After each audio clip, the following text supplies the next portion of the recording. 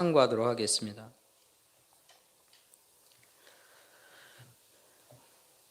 언제나 새로운 출발을 하는 시간에는 새로운 마음의 가짐이 필요합니다. 그것이 만약 두 번째로 새로운 출발을 하게 되는 일이라면 더 특별한 마음가짐이 필요합니다. 이전에 이루지 못한 것에 대해서 아쉬움을 상쇄할 수 있도록 그렇게 해야 합니다. 과거에 잘못된 것들이 반복되지 않도록 해야 합니다. 그래서 다시 시작하는 그때에는 더 견고하고 굳은 마음의 결심과 다짐이 필요한 때입니다. 오늘 본문에 보면 노아와 그의 가족들이 다시 시작하는 이야기가 소개되고 있습니다. 하나님께서는 죄악이 가득했던 온 세상을 홍수로 심판하셨습니다. 마치 물로서 깨끗하게 청소하시듯이 하나님께서 그렇게 홍수로 쓸어버리셨습니다.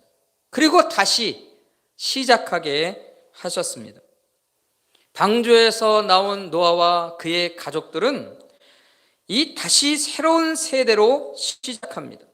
이들은 다시 시작하는 사람들로서의 중체대한 그 책임감을 가지고 그렇게 시작한다 하는 것이죠.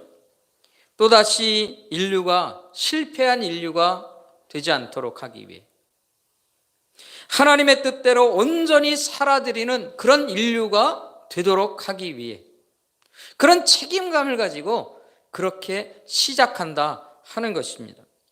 하나님께서는요, 이런 노아와 그의 가족들에게 새로운 시작을 하나님이 허락하시면서 복의 말씀을 주셨습니다. 복의 말씀으로 시작하게 하신다 하는 것이에요. 복의 말씀으로 다시 시작하게 하시면서 하나님께서 특별하게 그들에게 더해 주신 것이 있었습니다. 아담과 하와 때에도 하나님이 복의 말씀으로 주셨는데 그때와는 또 다르게 더하여서 주신 것이 있어요. 그게 2절과 3절의 말씀입니다.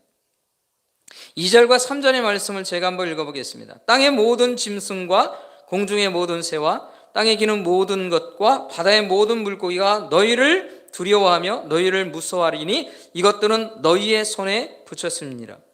모든 산 동물은 너희 먹을 것이 될 것이라 채소같이 내가 이것을 다 너희에게 주노라. 하나님께서 더해 주신 것이 있어요. 그건 바로 육식입니다. 동물들을 먹을거리로 허락해 주셨다 하는 것이에요. 그러니까 이전에는 동물을 먹을 것으로 주시지 않으셨어요. 그런데 하나님께서는 이제 동물을 먹을 것으로 주셨다. 왜 하나님께서 이렇게 허락하셨을까요? 그 이유가 뭘까요?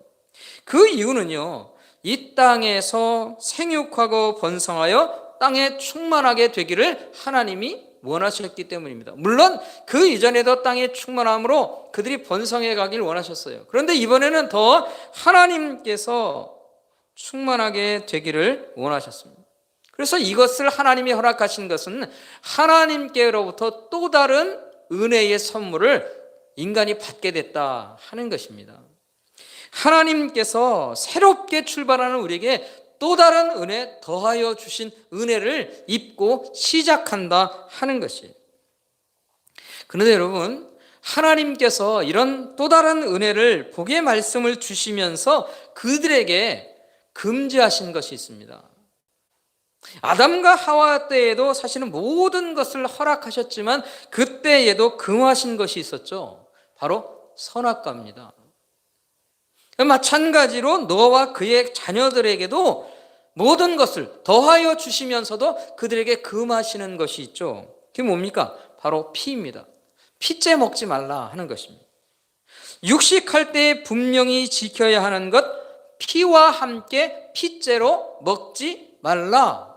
하나님이 금하고 계시다 하는 것이에요. 그렇다면 왜 하나님께서는 피째로 먹는 일을 금하셨을까? 다시 말하면 하나님께서는 왜 피와 함께 피째로 먹는 것을 좋아하지 않으시느냐 하는 것이에요. 그 이유가 뭘까요? 왜 하나님은 피째로 먹는 것에 대해서 금하시고 좋아하지 않으신다? 그렇게 말씀하실까요? 우리는 그 이유를 레위기 17장 11절 말씀 속에서 한번 생각해 볼 수 있습니다. 레위기 17장 11절은 이렇게 설명하고 있습니다. 육체의 생명은 피에 있음이라 내가 이 피를 너희에게 주어 제단에 뿌려 너희 생명을 위하여 속죄하게 하였으니 생명이 피에 있으므로 피가 죄를 속하느니라. 이 말씀에서 알 수 있는 것이 무엇인가 하면요, 피는 생명을 의미한다는 것입니다. 그게 결국 무엇에 대해서 중요하게 생각하시는 것입니까? 하나님이 피를 중요하다고 생각하시는 것입니까? 생명을 중요하다고 생각하시는 것입니까? 생명이 중요하다는 것이에요. 그러니까 그 생명의 근원이 되고 있는 이 피째로 먹지 말라, 그렇게 말씀하신 거예요. 그러니까 하나님께서는요, 생명을 함부로 다루지 못하시게 하시는 거예요. 그 짐승의 생명이라 할지라도 그것을 함부로 대하지 말라, 그렇게 말씀하십니다. 하나님께서는 생명에 대한 소중함을 기억하게 하기 위해 피를 금하시는 거예요. 피째로 먹지 말라 하는 것입니다. 하나님께서 모든 것을 우리에게 허락하셨지만 그 생명에 대한 소중함을 함부로 대하지 못하게 하시는 거예요. 하나님께서는 모든 생명들이 소중하십니다. 그리고 이런 생명들을 귀하게 다루시기를 원하세요. 그게 하나님의 마음이다 하는 것입니다.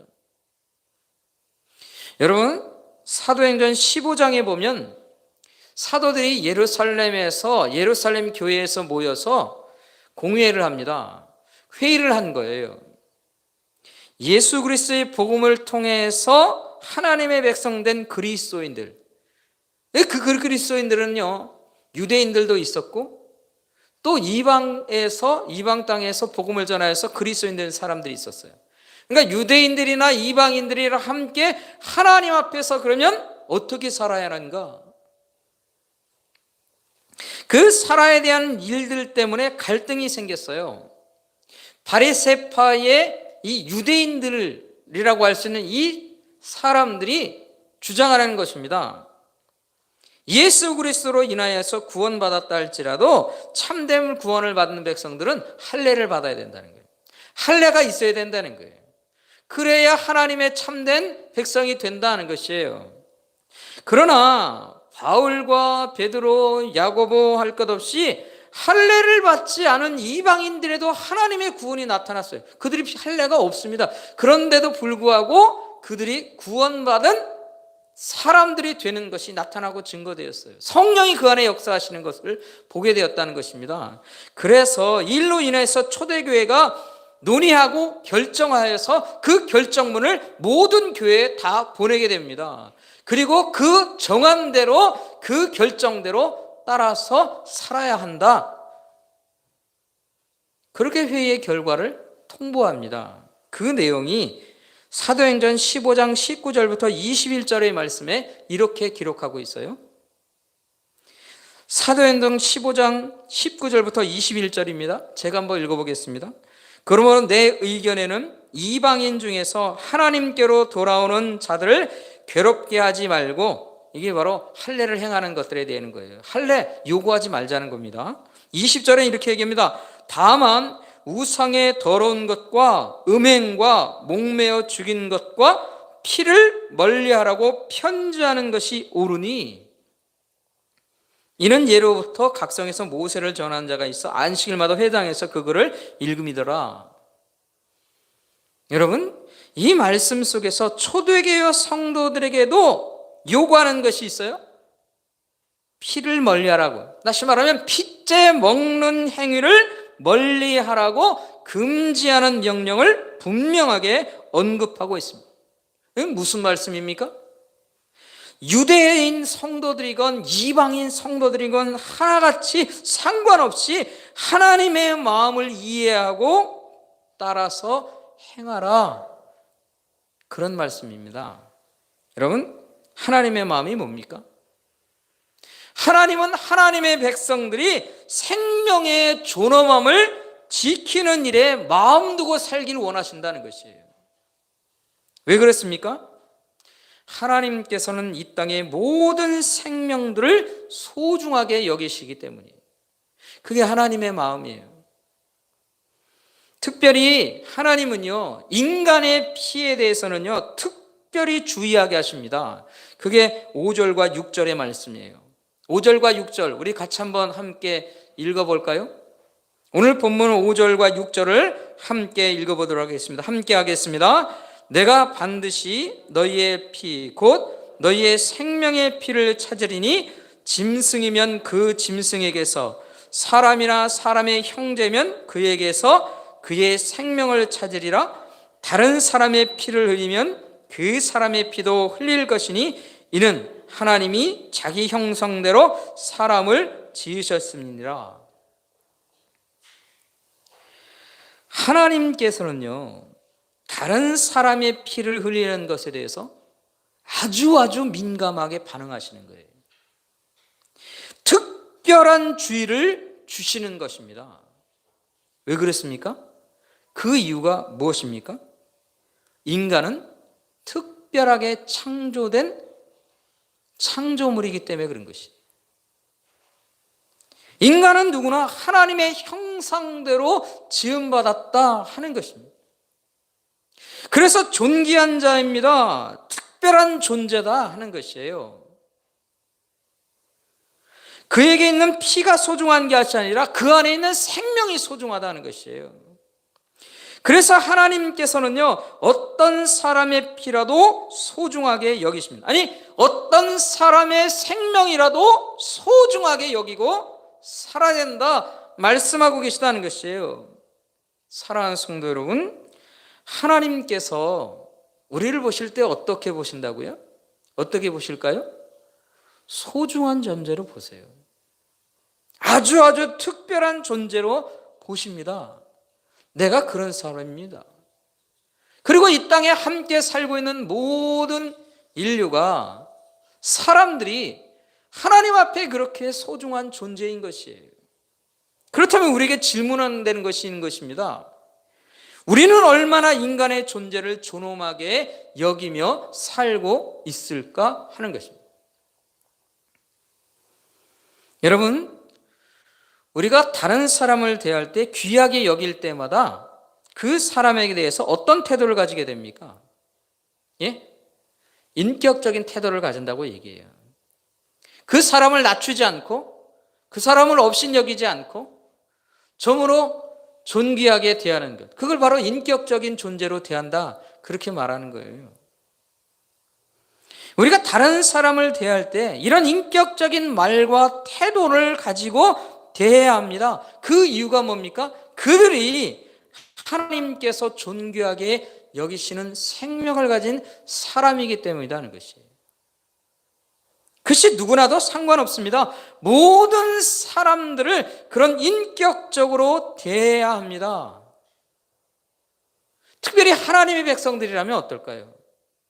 하나님의 백성들이라면 이 하나님의 마음을 가지고 있기 때문에 모든 사람들을 보다 인격적으로 대할 수 있도록 노력해야 하는 거예요.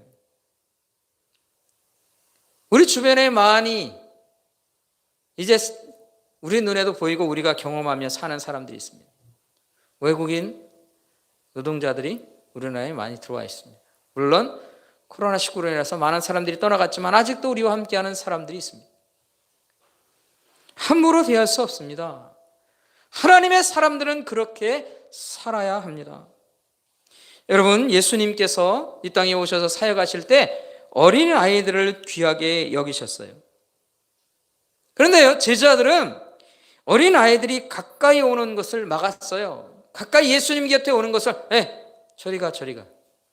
어린 것들이 어딜 와? 그러면서 어린 아이들을 내쳤어요. 왜 그랬을까요? 왜 제자들은 그렇게 했을까요? 여러분, 그 당시 사람들에게 이 어린아이는요, 존귀한 존재가 아니에요. 우리와 다릅니다. 그 당시는요, 농경문화 또는 목축업, 여러 가지 노동으로 살아가던 시대예요. 그러면 어린아이는 어떻습니까? 노동력 있습니까? 어린아이들은요, 힘이 없어요. 다시 말하면 아무 쓸데가 없어요. 노동하는데 나약한 존재일 뿐입니다. 도움이 안 돼요. 그러니까 존귀한 존재가 아닌 거예요. 그러니까 그때는요, 함부로 대해도 되는 그런 존재가 어린아이들이었어요. 그러니까 어린아이들이 예수님께 오는 것을 막은 겁니다. 행사 진행하기 위해서 그런 게 아니에요. 그 당시에 사람들의 생각 속엔 그런 거예요. 존귀한 존재들이 아닌 거예요. 그렇지만 예수님께서는 어린아이들이 가까이 오는 것을 막지 말라 하셨습니다. 왜 그랬습니까? 그들을 소중한 존재로 여기기 때문이에요. 그들이 노동이 있건 없건 상관없다는 거예요. 그 존재 자체로 귀중한 거예요. 그게 하나님의 마음이에요. 예수님께서 그것을 우리에게 보여주신 것입니다.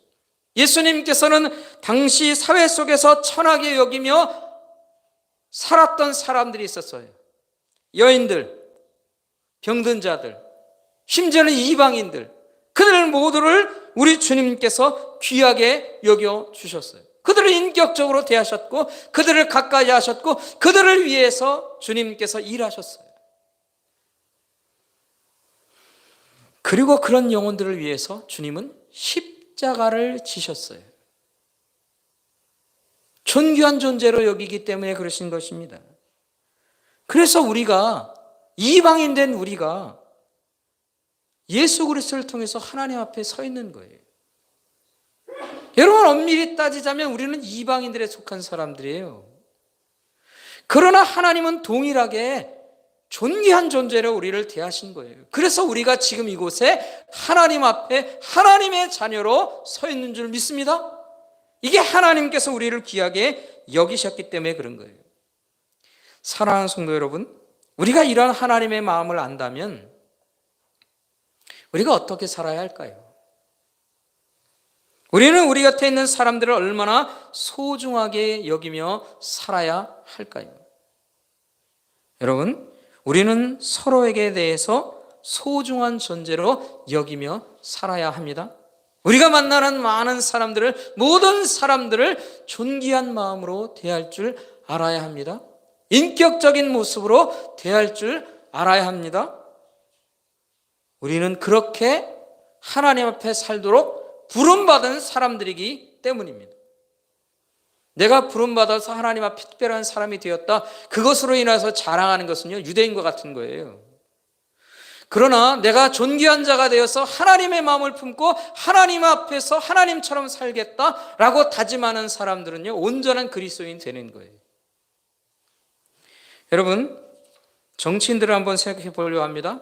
이 정치인들은요, 자신들의 이념과 정권 창출을 위해서요, 사람들을 이용했어요. 때로는 서로 갈라놓기도 했어요. 지역적으로 나눠놓기도 했습니다. 저 사람 전라도 사람, 저 사람 충청도 사람, 저 사람 경상도 사람, 사람들을 갈라놨어요. 왜 그랬습니까? 그 이유가 뭡니까?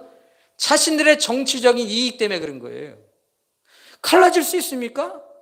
우리가 오랫동안 같이 한 가족들로 살아온 사람들이, 이 중에서 서로 전라도에 있기 때문에, 경상도에 있기 때문에, 충청도에 있기 때문에 다 갈라져 있지만 실제로 다 살펴보십시오.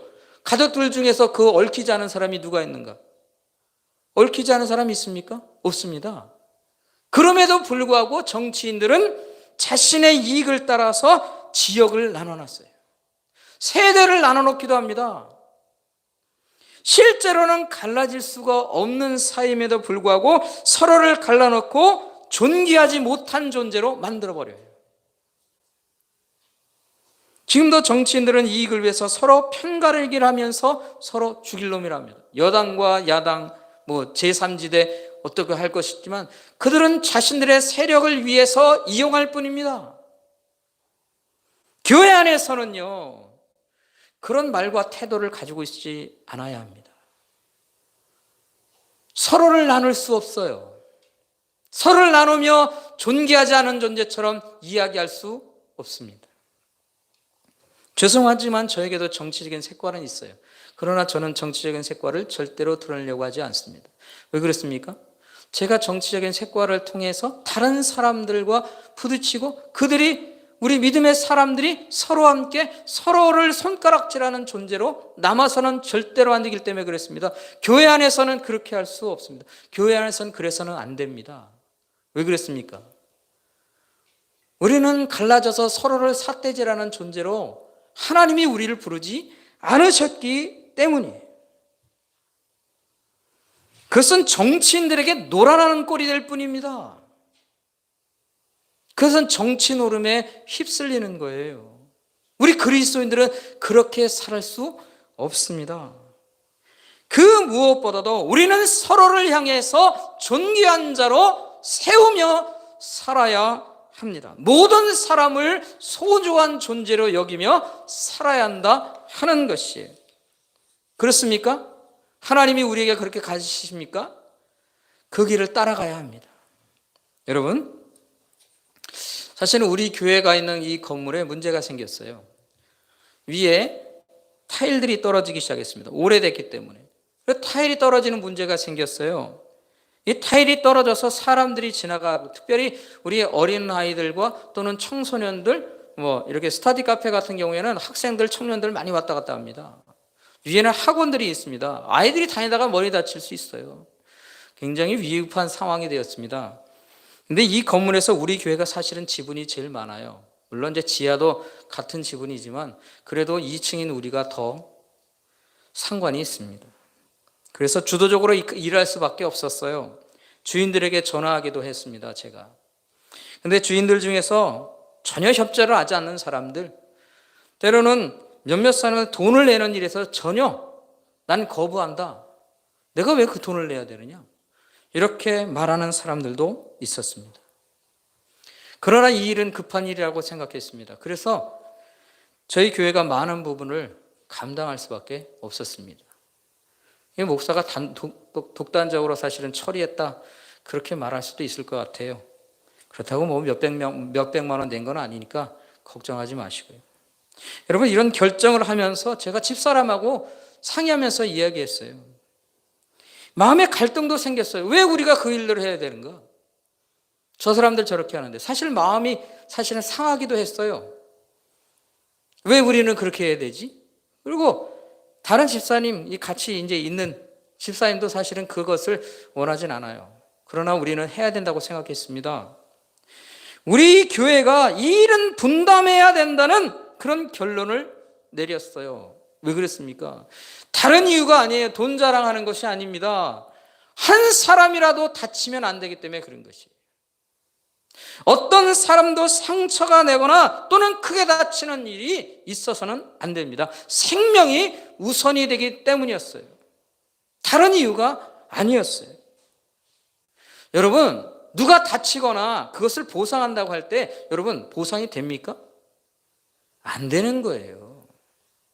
사람이 다쳐서 상처가 나면요, 그것을 어떻게든지 돈으로 보상하려고 하지만 그건 보상되는 게 아니에요. 여러분, 만약에 누가 다쳐서 죽기라도 하면 그것을 보상할 수 있습니까?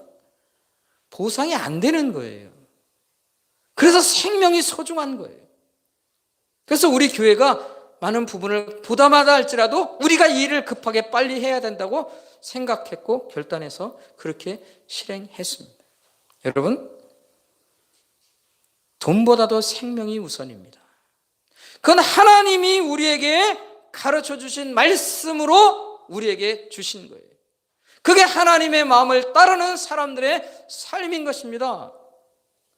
우리가 그렇게 살아가길 바랍니다. 목사인 저뿐만 아니라 우리 모든 교회의 식구들이 그 마음으로 살아갈 수 있기를 바랍니다. 다음에도 그런 일이 있으면 또 동의해 주세요.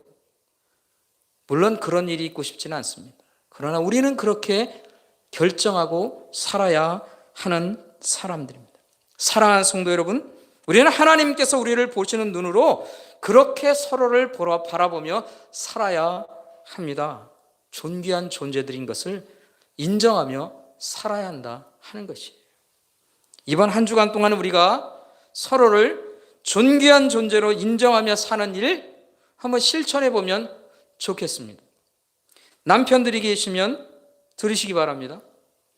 아내들을 존귀한 존재로 인정하시기 바랍니다.